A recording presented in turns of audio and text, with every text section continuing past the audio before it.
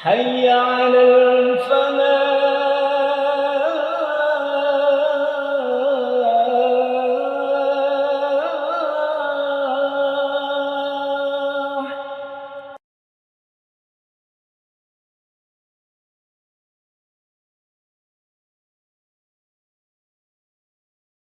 Assalamualaikum warahmatullahi wabarakatuh. Alhamdulillahi rabbil alamin. Alhamdulillahilladzi arsala rasulahu bil huda wa dinil haqq liyudhhirahu 'alad dini kullih wa kafa billahi shahida.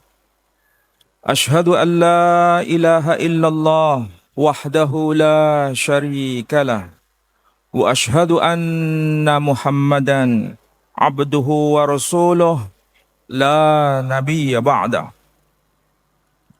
Qala Allah Ta'ala fil Qur'anil Aziz, a'udzu billahi minasy syaithanir rajim. Bismillahirrahmanirrahim.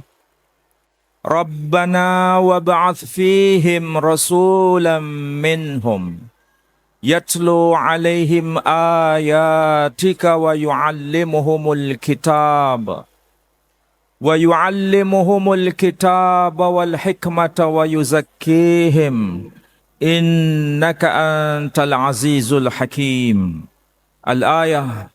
Sadaqallahul azim. Saudara-saudara, Bapak Ibu sekalian yang saya hormati, alhamdulillah pada siang ini ba'da salat zuhur berjamaah kita bisa lanjutkan untuk mentadabbur ayat-ayat Allah. Mudah-mudahan kebersamaan kita semua mendapat maghfirah dan rahmah dari Allah Subhanahu wa taala. Bapak Ibu sekalian, tadi saya kutipkan ayat yang termaktub dalam surah Al-Baqarah, surah yang kedua, ayat 129. Ayat 129 ini sudah dijelaskan oleh para ulama, mulai generasi salaf sampai generasi kita sekarang, tidak ada perbedaan pendapat mengenai makna ayat 129 itu. Kita bisa lihat misalnya kitab tafsir Ibnu Katsir. Kita juga bisa lihat kitab tafsir At-Tabari. Beliau wafat tahun 310 Hijri. Kita juga bisa baca kitab tafsir Muqatil Ibn Sulaiman. Beliau wafat tahun 150 Hijri. Padahal kita sekarang sudah 1400 sekian Hijri. Berarti ini masa yang sangat panjang jaraknya dengan kita. Tetapi semua ulama satu pendapat mengenai makna ayat 129. Bahwa yang dimaksud dengan istilah rasulan, arti harfiahnya seorang rasul, yang dimaksud di sini adalah ismuhu Muhammad sallallahu alaihi wasallam. Ini pelajaran bagi kita bahwa kalau ayat-ayat Quran yang berkaitan dengan akidah, maka tidak ada perselisihan di antara para ulama. Akidah itu ada dua pilar. Yang pertama at-tauhid, mengesahkan Allah, dan yang kedua berkaitan dengan an-nubuwah, yakni beriman kepada kerasulan Nabi kita Muhammad sallallahu alaihi wasallam. Jadi semua ayat yang termaktub dalam Quran, kalau bicara dengan dua hal, tidak ada perselisihan di antara para ulama. Namun, bila ayat-ayat Quran berkaitan dengan syariah, berkaitan dengan soal hukum fikih, pasti di antara para ulama sejak dulu sampai sekarang ada potensi untuk berbeda. Ini pelajaran bagi kita semua. Jangan kita terlalu konsentrasi mengenai perbedaan di antara mujtahid. Jangan kita terlalu konsentrasi pada perbedaan-perbedaan dalam persoalan fikih. Tetapi yang justru menyatukan kita semua adalah akidah itu sendiri. Dan Allah Subhanahu wa ta'ala kalau bicara soal akidah pasti sangat sorry, jelas, sehingga tidak ada potensi untuk berbeda di antara para ulama. Itulah sebabnya ayat 129 itu kalau diterjemahkan secara harfiah, Rabbana, wahai Tuhan kami, wab'ath, utuslah, fihim, di kalangan mereka, rasulan, seorang rasul, minhum, dari kalangan mereka, yatlu alaihim, yang akan membacakan kepada mereka, ayatika, ayat-ayatmu, wa yu'allimuhum, dan sang rasul itu akan mengajarkan kepada mereka al-kitaba, yakni al-kitab, wal hikmah, dan juga al-hikmah, wa yuzakkihim, dan dia akan menyucikan jiwa mereka. Innaka, sesungguhnya engkau, anta, engkau sendiri, al-azizu, yang maha perkasa, al-hakimu, yang maha bijaksana. Itu arti harfiah dari ayat 129. Perhatikan baik-baik ayat itu. Kata kunci pertama disebutkan istilah rasulan. Hanya satu orang rasul. Tidak lebih dari satu. Bukan dua, bukan tiga, dan juga bukan lebih dari tiga. Hanya satu orang rasul ini. Ini ucapan Nabi kita Ibrahim alaihissalam. Beliau tidak menyebutkan secara sorry nama di ayat ini. Hanya dengan ungkapan kata sandi. Hanya disebut gelarnya saja. Tidak secara terus terang. Ini kata kunci pertama. Kata kunci yang kedua, dhamir yang dimaksud di ayat ini, yakni ungkapan kata hum, diulang. Bukan 2 kali, bukan 3 kali, bukan 6 kali, tapi diulang persis 5 kali. Dhamir hum ini merupakan sebuah penanda, kata sandi, bahwa yang diminta itu jelas siapa. Tetapi yang meminta paham siapa yang dimaksud. Dan yang diajak dialog, yakni Allah Azza wa Jalla, juga tahu siapa yang dimaksud itu. Nama Rasul sekali lagi tidak disebut. Nama Muhammad sallallahu alaihi wasallam di ayat ini tidak disebut. Tapi hanya sekedar kata sandi. Dan para ulama tahu dan paham bahwa ayat ini merujuk pada khataman nabiyyin Muhammad sallallahu alaihi wasallam. Tapi pertanyaannya sekarang, kenapa Ibrahim tidak meminta secara langsung melalui lisannya menyebut nama yang dimaksud? Ini merupakan adab, cara bagaimana Ibrahim menata kata di hadapan Tuhannya. Tidak secara terus terang, tapi dengan ungkapan sandi. Tetapi yang dimaksud adalah satu orang itu. Itulah sebabnya dhamir hum diulang sebanyak 5 kali. Dan itu sesuai dengan nada yang tepat. Perhatikan di situ. Rabbana wa ba'ath fihim rasulam minhum yatlu alaihim ayatika wa yu'allimuhumul kitaba wal hikmata wa yuzakkihim innaka antal azizul hakim. Perhatikan itu nadanya yang dipakai oleh Ibrahim dan diabadikan dalam Quran. Him, hum, him, hum, him. Saya ulangi lagi. Ini jarang sekali kita merenungkan ayat. Kenapa diulang? Him, hum, him, hum, him. 5 kali. Dan kalau kita perhatikan Al-Quran sendiri, ya, nama Nabi kita Muhammad sallallahu alaihi wasallam, nama Muhammad diulang 4 kali, dan nama Ahmad diulang sekali. Total semua jumlahnya 5 kali. Apakah itu kebetulan? Wallahu a'lam. Tapi perhatikan ayat ini. Siapa yang dimaksud hum? Dhamir hum yang makna harfiahnya adalah mereka. Mereka ini siapa? Dari kalangan mereka ini muncul satu tokoh besar yang bernama Muhammad sallallahu alaihi wasallam. Itu terjawab di ayat 128. Ayat 128 itu munajat dua orang. Dua orang ini namanya disebutkan secara sharih di ayat 127, yakni Ibrahim dan Ismail. Lihat ayat 127. Wa idh yarfa'u Ibrahimul qawa'ida minal baiti wa Ismail.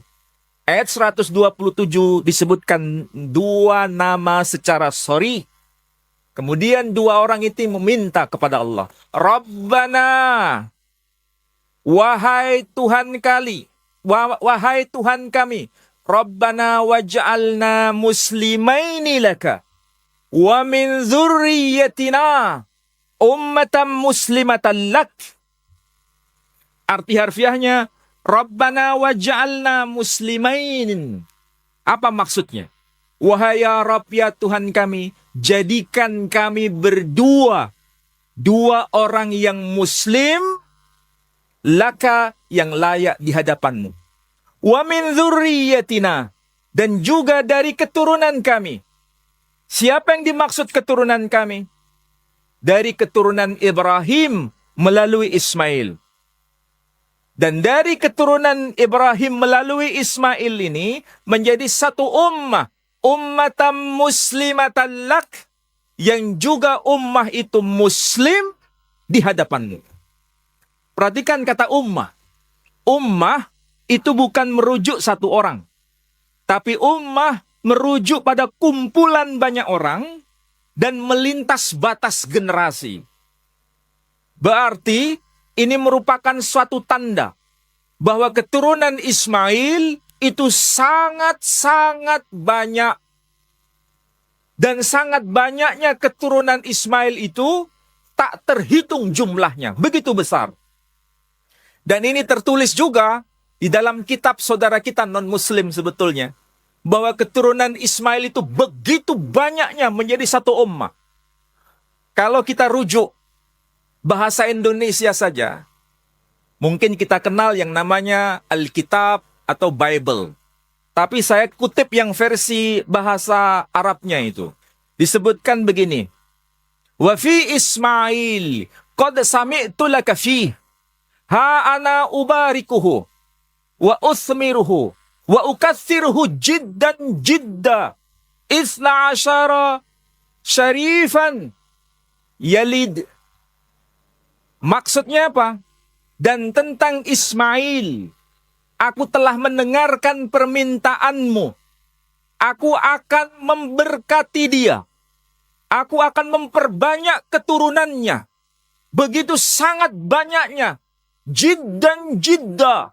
Sangat begitu banyaknya. Isna asyara syarifan. Akan muncul 12 syarif. 12 raja. Itu sudah bonus. Kemudian, kalau 12 raja, 12 syarif disebutkan Yalid akan lahir. Kemudian dikatakan ada penegasan di situ. Allah akan menjadikan ummah azimah. Apa maksud dari ummah azimah? Bangsa yang besar. Dan ini senada dengan informasi yang termaktub di dalam Quran. Itulah sebabnya dari keturunan Ibrahim melalui Ismail menjadi satu ummah, dan dari ummah ini yang disebut muncul satu orang yang sangat istimewa. Siapakah dia? Nabi kita Muhammad sallallahu alaihi wasallam. Dan ini sekaligus informasi yang tervalidasi dengan dokumen selain Quran. Kalau Quran mengatakan demikian, kita pasti berkata sami'na wa ata'na. Tapi kalau disaksikan dengan dokumen eksternal, maka Quran bukan sekedar diimani, tapi fakta yang tervalidasi dengan dokumen lain. Itulah argumentasi Quran. Bukan klaim sepihak, tapi merupakan data yang bisa divalidasi. Ini peristiwa besar dan ini merupakan kabar gembira bukan hanya termaktub dalam Quran tapi di luar Quran. Dan pertanyaannya sekarang, bukankah orang-orang Yahudi di zaman Nabi sebelum dilahirkan itu sudah bermukim di kota Madinah? Sangat banyaknya orang Yahudi di Madinah. Padahal kita tahu Madinah dengan Palestina itu jaraknya sangat jauh. Kita pasti bertanya, kenapa orang-orang Yahudi, Bani Israel, itu sampai pergi ke kawasan selatan, bahkan sampai ke kota Madinah? Padahal Nabi SAW belum dilahirkan. Apa yang menjadi tujuan? Pasti mereka tahu bahwa sosok ini sangat penting yang mereka tunggu-tunggu. Tetapi mereka ingin bahwa sosok yang penting yang mereka tunggu-tunggu ini lahir dari Bani Israel. Mereka tidak ingin lahir dari Bani Ismail. Itu yang mereka inginkan. Jadi mereka asobiyahnya sangat tinggi. Tidak mau orang yang agung ini lahir dari benih Ismail. Mereka ingin lahir dari benih Ishak. Lahir dari benih Yakub. Dan kita tahu, di dalam kitab mereka sendiri, nama sang tokoh ini sudah tertulis namanya. Kalau saya kutipkan di sini, bahasanya bahasa Ibrani. Hikko mamtakim wa khullo Muhammadim zedodi wa zera'i benot Yerusalem. Perhatikan di situ ada kata-kata Muhammadim. Hikko mamtakim. Apa yang keluar dari lisannya begitu indah. Wa khullo, dan semuanya. Siapa dia? Muhammadim. Kalau bahasa Arabnya Muhammadun atau Muhammadan. Mereka menyebutnya Muhammadim. Zedodi.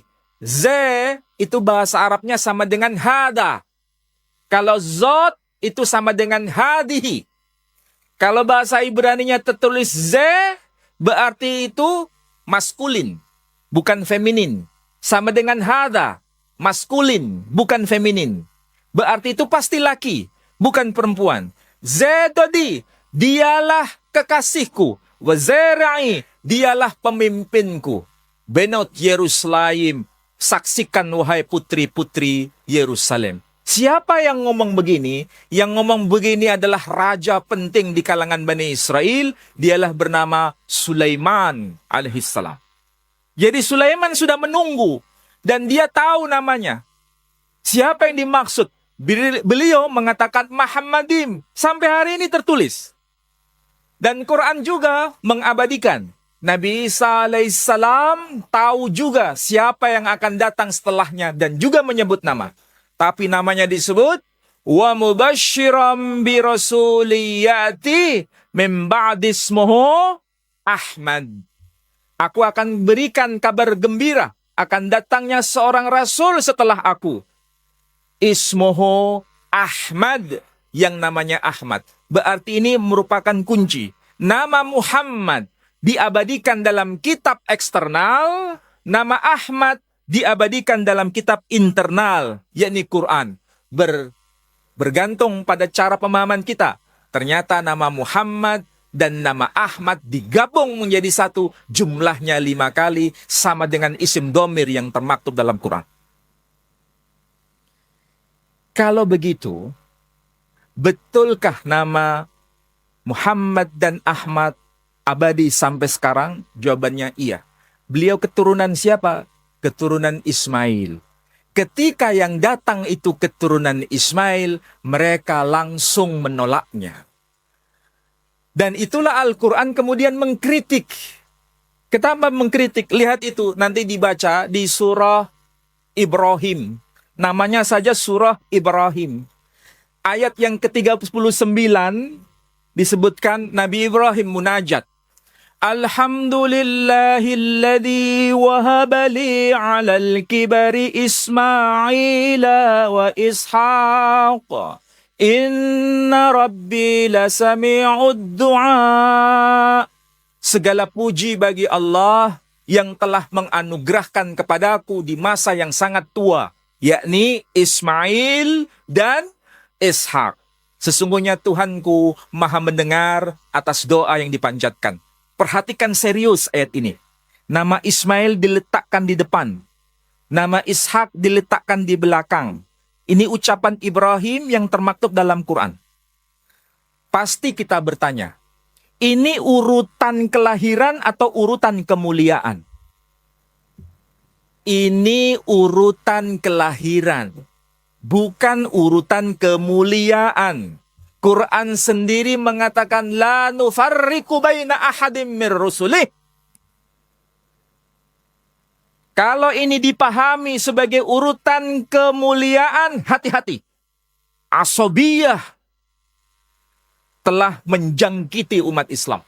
Padahal para ulama tidak pernah menjelaskan itu. Kita tahu ini merupakan bentuk koreksi. Koreksi dari Bani Israel. Bani Israel punya ayat yang seperti ini, tapi dibalik. Sampai hari ini, ayat begini ada dalam kitab mereka. Tapi bunyinya dibalik. Bunyinya bagaimana? Bani Abraham, Yitzhak wa Ismail. Anak-anak Ibrahim ialah Ishak dan Ismail. Perhatikan bedanya. Kalau Quran menyebut Ismail dan Ishak.